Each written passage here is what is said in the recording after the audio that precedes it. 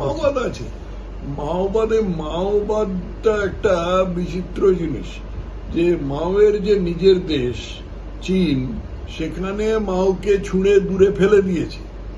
সেখানে মাওকে কেউ পৌঁছে না, তাকে এমনি নমস্কার টমস্কার করে, তার বড় বড় ছবি আছে টিয়ানানমেন স্কোয়ারে, নোটের ওপর তার ছবি ছাপা থাকে, এসব ঠিক আছে। কিন্তু চীন যে চলে সেটা হচ্ছে দেংবাদ। দেং শিয়াওপিং উনি মাওবাদকে ফেলে দিয়ে যেটা চালু করেছিলেন, যার ভিত্তিতে চীন আজকে এত শক্তিশালী রাষ্ট্র হয়েছে, সেটা দেংবাদ। অতএব মাওবাদের কোনো মানে প্র্যাকটিক্যাল গুরুত্ব চীনে নেই। কিন্তু বাঙালির একটা স্বভাব আছে মোড়া আঁকড়ে পড়ে থাকা। এই যে আজকে এই যে মাওবাদ মরে গেছে এবং পচেও গেছে, সেই মোড়া আঁকড়ে আজকে বাঙালি ছেলেরা পড়ে আছে, কিছু বাঙালি ছেলে পড়ে আছে। সেটা ওই 60-এর দশকে আরম্ভ হয়েছিল, তারপর চারু মজুমদারকে ধরে টরে যাওয়ার পরে এবং বরানগরের ঘটনা ঘটার পরে সেটা চাপা পড়ে গেল, এখনো সেটা দিকি দিকি করে চলছে। যাদবপুরে পড়ুয়াদের মধ্যেও কি মাওবাদীরা রয়েছে? আছে তো, হ্যাঁ। এই মাওবাদীরা এরা যে কি চায় আমি আজ পর্যন্ত বুঝতে পারিনি, ওরা নিজেরাও জানে না। কিন্তু একটা জিনিস, যারা বিশৃঙ্খলা চায়, এরা লেখাপড়া ভালোভাবে, যে জন্য বিশ্ববিদ্যালয় তৈরি হয়েছে, অর্থাৎ বিদ্যাদান এবং বিদ্যার্জন, তার সঙ্গে এদের কোনো সম্পর্ক নেই। এরা চায় জিনিসটা, এই যে যারা মাওবাদী বিশ্বাস করে বা যারা মাওবাদী করে, সে কথা যদি বলে তাহলে সিপিএম এরও কোনো সম্পর্ক নেই। এরা চায় বিশৃঙ্খলা হবে, হইচই হবে, ওখানে কাগজে নাম বেরোবে, তোমরা গিয়ে ওখানে ওদের ছবি টবি তুলবে, তারপরে যখন পার্টি হবে তখন পার্টিতে ওরা একটা জায়গা পাবে, এরকম আশা করে। এই যে ছাত্র আন্দোলনগুলো যে তৈরি হচ্ছে, এগুলোর পেছনে কি মাওবাদীদের ইন্ধন বা উস্কানি কাজ করছে? মাওবাদীদের ইন্ধন না, মাওবাদীরা যে একটা বিশাল বড় দল বা সংস্থা সেরকম তো কিছু নয়। মাওবাদী কিছু ছড়িয়ে ছিটিয়ে আছে। এইডস রোগ যখন হয় তখন তো এইডস বলে কোনো আলাদা লক্ষণ থাকে না, নানা রকম অসুখ হয়। তার মধ্যে কারুর হয়তো সর্দি হয়েছে, সর্দি সারছে না, কারুর অল্প অল্প জ্বর হচ্ছে, জ্বর সারছে না, তারপরে অন্য কোনো একটা লক্ষণ হচ্ছে, সেটা অন্য কোনো ওষুধে রেসপন্ড করছে না। এইডসের একটা এইটা স্বভাব আর কি। তো যাদবপুরে যে ঘটনাটা ঘটেছে সেটা কিন্তু এইডসের মতো, এই জন্য যে এইডসের ক্ষেত্রে সর্দিটা বা কাশিটা সেটা কিন্তু আসল সমস্যা না, সমস্যা হচ্ছে তার পেছনে যেটা এইডস। তেমনি যাদবপুরে যেটা হচ্ছে সেটা এই দুটো ছেলে চেঁচামেচি করলো, কি কাকে মারধর করলো, কে গাড়ির সামনে পড়ে গেল, এগুলো সমস্যা না।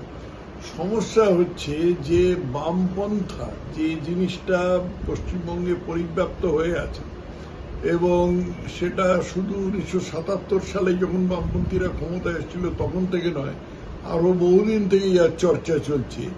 এই বামপন্থাটা হচ্ছে একটা এইডসের মতো অসুখ। বাঙালির জীবনে এই বামপন্থা সর্বনাশ ডেকে এনেছে। আজকে বাঙালির সারা ভারতে, পশ্চিমবঙ্গের বাঙালির সারা ভারতে একটা পরিচয় হচ্ছে একটা খেঁকুরে, মিছিলবাজ, কাজে ফাঁকি দেওয়া, বিশৃঙ্খল জাতি, সে জনগোষ্ঠী হিসেবে। এবং এই জিনিসটা যে এতদিন ধরে চলেছে, তার ফলে এটা মজ্জাগত হয়ে গেছে। আজকে আমরা যেটা দেখছি সেটা হচ্ছে এই মানে যে মজ্জাগত অসুখের প্রকাশ। এটা কে মারধর করলো আর কে গাড়ির সামনে পড়ে গেল সেটা বড় কথা না, বড় কথা হচ্ছে মজ্জাগত অসুখটা, এটা এইডস এর মতো। আচ্ছা, আপনি নিজে 20 বছর সেখানে পড়িয়েছি। আপনারও তো একটা অভিজ্ঞতা রয়েছে। বারবার যাদবপুরে কেন এরকম বিশৃঙ্খলা হয়? এর আগে আমরা দেখেছি বাবুল সুপ্র কেন্দ্রমন্ত্রী হিসাবে সেই সময় আটক হয়েছিলেন, এবার রাজ্যের মন্ত্রীর সাথে বিশৃঙ্খলা। যাদবপুরে কেন বারবার এই ঘটনা ঘটে? আমার একটা আছে, যাদবপুরে পড়ানোর সম্বন্ধে একটা মন্তব্য আছে যে আমি কিন্তু যাদবপুর যেটাকে বলে সেখানে পড়াতাম না। আমি যাদবপুর বিশ্ববিদ্যালয়ের একটা সল্টলেকে একটা ক্যাম্পাস আছে, সেখানে পড়াতাম। আমি মাঝে মাঝে কাজের জন্য যাদবপুরে যেতাম আর কি। তো আমি যে এখানে পড়াতাম সেটা হচ্ছে ইঞ্জিনিয়ারিং ফ্যাকাল্টি, FET বলে, faculty of engineering and technology. এখানে কিন্তু কোনো গন্ডগোল হয় না। আচ্ছা। এখানে লেখাপড়ায় ভালো ছেলেরা আসে এবং তারা কলেজ থেকে পাশ করে ভালো চাকরির আশা করে, অতএব এরা গন্ডগোল করে না। এমনকি যাদবপুরে যে 3টে ফ্যাকাল্টি আছে, এটা যাদবপুরেও আছে, এফিটি মানে বিশাল বড় অংশটা যাদবপুরেই আছে, ছোট একটা অংশ সল্টলেকে আছে যেখানে আমি পড়াতাম। আর সায়েন্স ফ্যাকাল্টি আছে, সেটাও যাদবপুরে। আর আর্টস ফ্যাকাল্টি আছে। পুরো গন্ডগোলটা হচ্ছে আর্টস ফ্যাকাল্টিতে। এর মূল কারণ হচ্ছে যে এই আর্টস ফ্যাকাল্টিতে যারা পড়ে তাদের মধ্যে মেয়েদের কথা ছেড়ে দাও, কারণ তাদের বিয়ে হয়ে যাবে ইত্যাদি, তারা তো একরকম আছে আর কি, তাদের সামনে একটা ভবিষ্যৎ আছে। ছেলেরা যারা আর্টস ফ্যাকাল্টিতে পড়ে তাদের মধ্যে ছাড়া, ইকোনমিক্সের মতো 1-2টি সাবজেক্ট ছাড়া বাকি ছেলেদের কোনো ভবিষ্যৎ নেই। অতএব তারা মনে করে যে এই মিছিলবাজি, তোলাবাজি এই সমস্ত করেই তাদের বাকি জীবনটা কাটাতে হবে, এইখানে তারা এসব হাত পাকায়। এইটাই হচ্ছে যাদবপুরের প্রধান দোষ। এবং যাদবপুরে যে আগে থেকে বহুদিন থেকে এই যে এই রোগটা বিদ্যমান আছে, সেটা হয়েছিল যখন যাদবপুর একটা বিশ্ববিদ্যালয়ে পরিণত হলো। তার আগে তো যাদবপুর একটা ইঞ্জিনিয়ারিং কলেজ ছিল মাত্র, তখন এসব কোনো সমস্যা ছিল না। যাদবপুর যখন বিশ্ববিদ্যালয়ে পরিণত হলো এবং এখানে আর্টস, সায়েন্স ইত্যাদি ফ্যাকাল্টি এলো, তখন থেকে এই সমস্যাটা শুরু হয়েছে। যাদবপুরে একের পর এক আন্দোলনের পেছনে কি কোনোভাবে মাওবাদ কাজ করছে বলে আপনি মনে করছেন? মাওবাদ আছে। মাওবাদটা একটা বিচিত্র জিনিস, যে মাওয়ের যে নিজের দেশ চীন, সেখানে মাওকে ছুঁড়ে দূরে ফেলে দিয়েছে।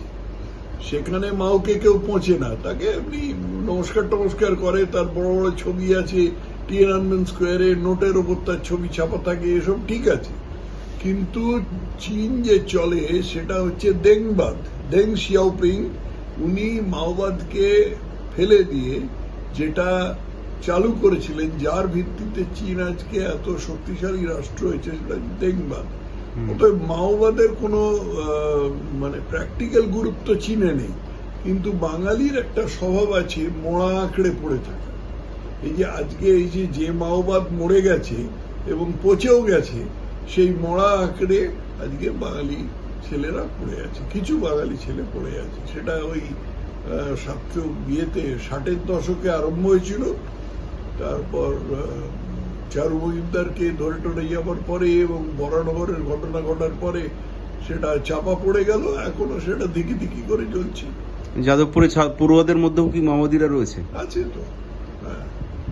এই মাওবাদীরা এরা